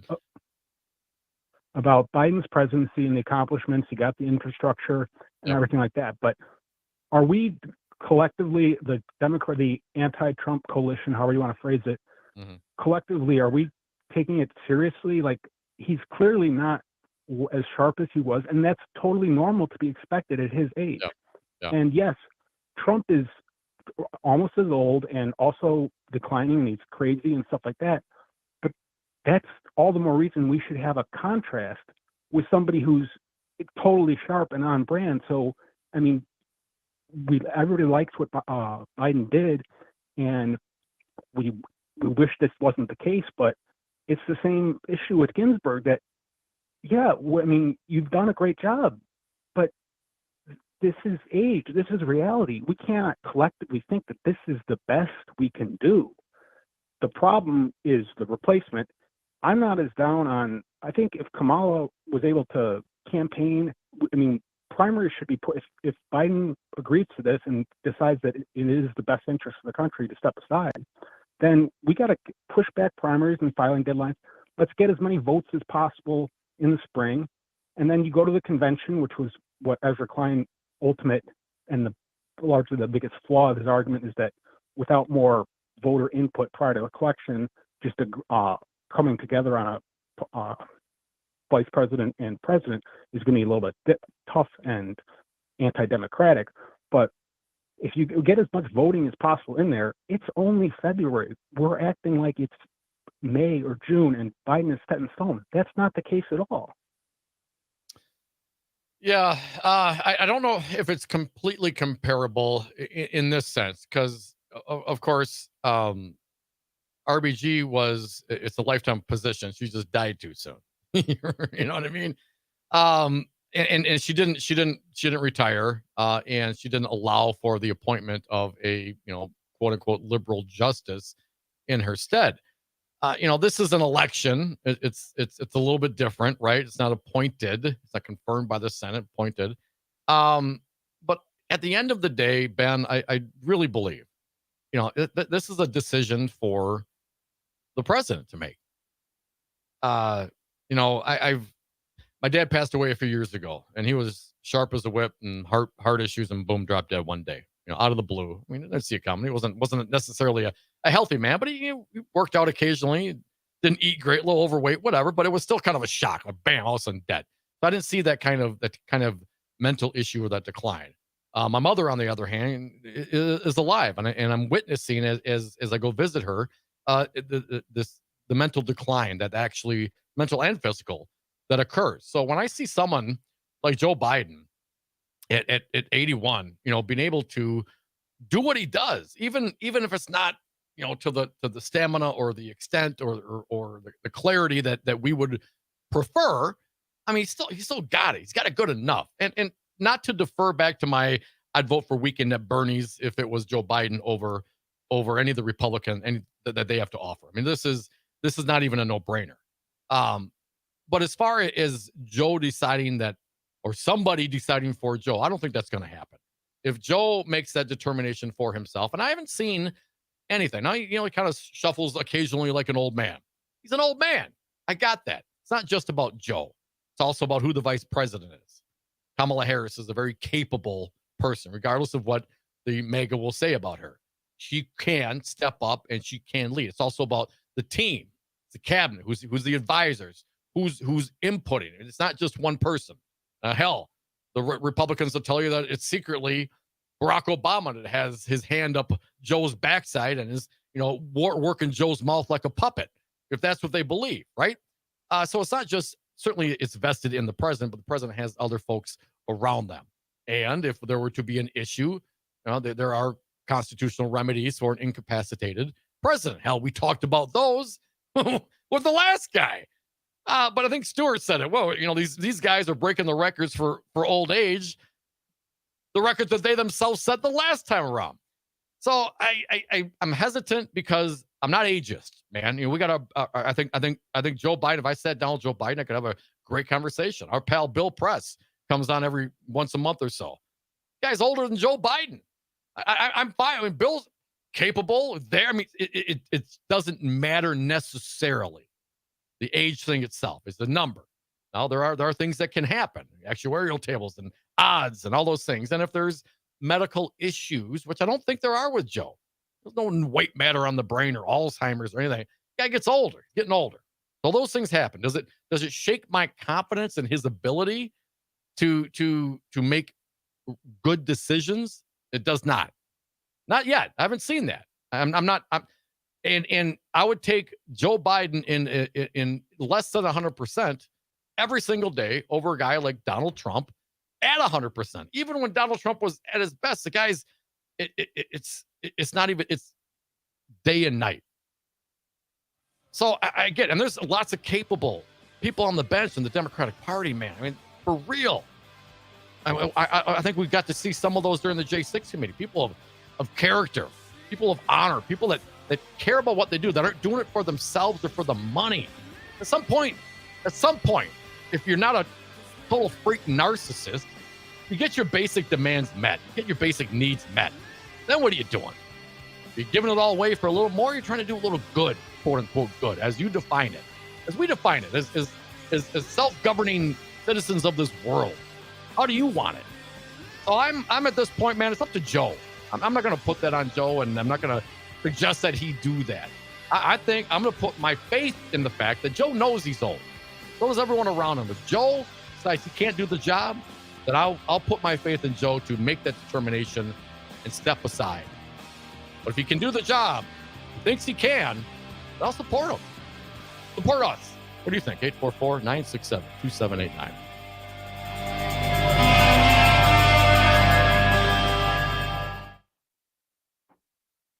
Madison's home for the Todd Albaugh Show.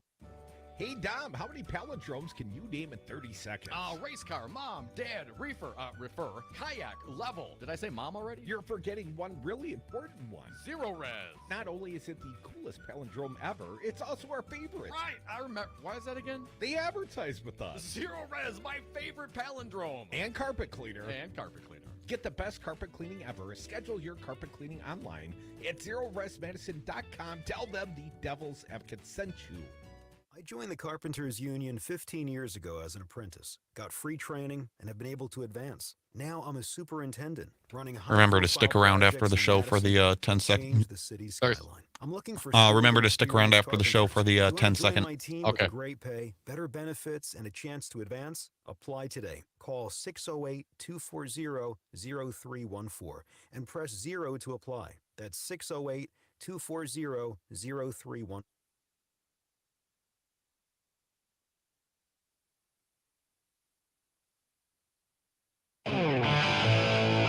Occupy didn't start on Wall Street. It started on our street, the Devil's Advocates. Advocates Radio Show, our last segment of the day. If you got stuff to say, hit us up right now on the lines at 844-967-2789. Callers, I see you there. Be patient. Nate, gonna need your help, I guess, on this topic of old age. Apparently, Mega's really, really mad at Nikki Haley. According to the Raw story, Nikki Haley has no intention of leaving the race for president, and in a speech on Tuesday proclaimed that former President Donald Trump, who's currently beating her overwhelmingly in polls for the nomination, is in cognitive decline. We have some sound of Nikki Haley. Let's just hear what she had to say and why Mega's so upset about it. Nate, if you would, let's start with the top clip. Number one, Nikki Haley not going anywhere. I refuse to quit. South Carolina will vote on Saturday, but on Sunday, I'll still be running for president. I'm not going anywhere. Oh, they don't like that. Nikki Haley not dropping out. Cut two, please. Some of you, perhaps a few of you in the media, came here today to see if I'm dropping out of the race. Well, I'm not. Don't they all say that? We're taking this to convention. And then like 3 days later, they drop out. But, give her the benefit of the doubt, I guess. What do you want for politicians? Nikki Haley, but she's getting the Mega all mad today. Play cut three, please, Nate. Instead of focusing on how to make America stronger tomorrow, some people want to know if I'm going to cave today. She's not caving. Cut four, please. The argument is familiar. They say I haven't won a state, that my path to victory is slim. They point to the primary polls and say I'm only delaying the inevitable. Why keep fighting? Why keep fighting, Nate? Why? Why, Nate? Why keep fighting? She should kiss the ring. Cut five. I'm not afraid to say the hard truths out loud. I feel no need to kiss the ring. I have no fear of Trump's retribution. And she goes on to say, we've all heard the calls for me to drop out. We all know where they're coming from. The political elite, the party bosses, the cheerleaders, and the commentator world. Is that us? She insisted she wasn't going anywhere, and later in the speech laid out why. We're talking about the most demanding job in human history. You don't give it to someone who's got risk of dementia. Ouch. And so Mega goes on to claim that, they got some dirt on Haley and why haven't they dropped it yet, yada, yada. That piece in the Raw story. I think it goes to the issue, the conversation that we're having here with regard to the age. Nikki Haley's playing on it. She's maybe addressing it a little too softly. I'm sure if this was Joe Biden and she was the Republican presidential candidate, she'd be being much more specific and vitriolic about it. But she's gently addressing it, and Mega's going nuts. 844-967-2789. Go nuts for the Devil's Advocates. Rico from Rock County, you're up. Welcome, Rico. What do you got today? Hey, Dom. Hey, man. Just enjoying another night of my Democratic low info night. I'm just another low info voter. And I'm kind of happy. You know what? I'll take. Hey, the Dems. We will take those low info voters because we at least, have a chance of filling them up a little bit. And our buddy from earlier, the guy, you know what? We'll take the low info, and you can have all the wrong and false info voters you want. Okay? I'm just trying to. I'm trying to get along, Dom. I'm turning over a new leaf. I'm just trying to do what I can to, keep it friendly here, So, that's all I'm saying. You can have, you can, because you know what? I don't even want to talk to those guys anyway. When I'm going out this year, knocking on doors and talking to people, those guys there, you can have them. I'm not even going to waste my time with them. But you give me somebody that really doesn't get into politics, ain't got a lot of info, and I got a chance at filling him up at least because, well, oh, God, I don't even need to go there, do I? You know, there's no hope with these guys. I mean, the Kool-Aid, intravenously dripped Kool-Aid, mad darts. I mean, there's no, don't even waste your time with those people. They are so far gone. It is. And oh, my God, I was going to be nice. Oh, I was going to be nice. Totally failed, man. I mean, you started out so good and then you couldn't help yourself. But I get it. I mean, listen, what the term low information voter. Number one, who knows everything, right? Number two, if define that for me. Are you a voter that's concerned about, marginal tax rates or the ability to, I don't know, if your daughter gets raped, that she can go have an abortion if she chooses? I mean, they're low information. It's a relative term. And to your point, Rico, I would rather have a low information voter than a wrong information voter. Donald Trump did not get this election stolen from him. Fact. I mean, hell, we got the 10 fraudulent electors in the state of Wisconsin settling their civil case, stating that fact, that they engaged in this effort to overturn it. They were wrong in doing so. You know what I'm saying? You can't take bleach. You cannot ingest bleach to kill the COVID. You know what I'm saying? Those things are not right. And those are the kinds of things that Donald Trump was out there pushing. So define for me what a low information voter is. And I'll tell you probably, literally, 90% of the people in this world. Because who's got the time to research every freaking topic and get a beat on every position and come up with your own analysis of everything? No one's got that kind of time unless you're a commentator on the greatest radio show ever. Wisco Paul, you're next. Welcome. What do you got for us? Hey, good afternoon, Dom. Megas, they're always mad about everything. Anything that, is against Trumpster there. And you're right. I'm not worried about Biden's age or anything because you got Kamala that she'll do okay as a president. So, you just got to go. Right now, it's Trump against Biden. Biden will beat him. And if something does happen to him, you just jump to Kamala. Hey, one quick thing for you, Dom. Do you think the Republicans will do a lawsuit against the new map? And have a great day. Hey, Paulie, thank you. Do I think that Republican or their legal proxies will challenge the maps that Governor Tony Evers signed that they passed? Yes, I would take it. It's a close one. I'd take that action. But, Paulie, I've lost bets before. I mean, I'm a Lions fan. Folks, we are the Devil's Advocates. Appreciate you tuning in and hanging out. Stick around. Busted Pretzels coming up next. We are the Devil's Advocates. We'll see you tomorrow.